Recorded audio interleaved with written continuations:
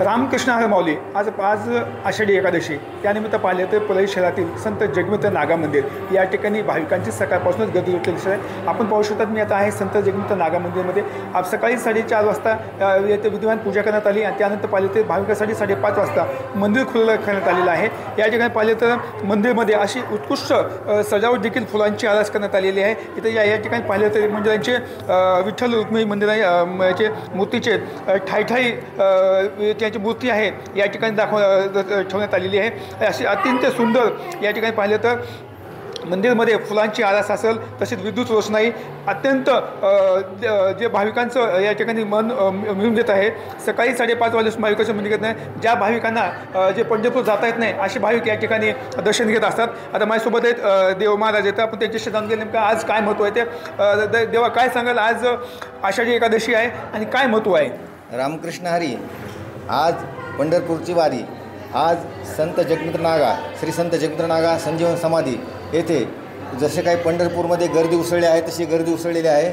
संत जगन्नाथ नागा हे ज्ञानेश्वर समकालीन संत होऊन गेलेले आहे। या ठिकाणी प्रत्यक्षात पांडुरंगाने वाघाच्या रूपात दर्शन दिलेलं आहे। ज्या लोकांना ज्या भाविकांना पंढरपूरला जाता येत नाही अशा भाविकांनी इथे दर्शन घेतलं म्हणजे पंढरपूरचं महत्त्व त्यांना आहे असं समजलं जातं। इथले पंचक्रोशीचे सर्व भाविक आज वारीनिमित्त ज्यांना जाता आलं नाही ते प्रत्येकजण आपल्या पंढरपूरला येऊन पंढरपूर दर्शनाचा लाभ घेऊन इथे नतमस्तक होतात।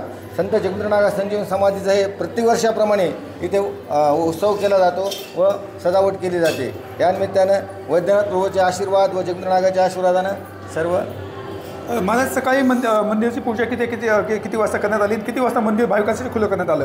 हां, सकाळी भाविकांना सकाळी 5 वाजता मंदिर खुलं करण्यात आलं। सकाळी 3 वाजता महापूजा करण्यात आली आणि महापूजा केल्यानंतर 2 तास महापूजा चालते। महापूजा झाल्यानंतर भाविकांना मंदिर खुलं करण्यात येतं। ते पाहिलं तर हे होते महाराज होते ते पाहिले की सकाळी 5:30 वाजताच भाविकांसाठी मंदिर खुलं झाले। मंदिराची अत्यंत आकर्षित सजावट देखील तयार करण्यात आलेली आहे। कॅमेरा पर्सन विकास वर्मासह मी संभाजी मुंडे, जीवन MRT परळी बीड।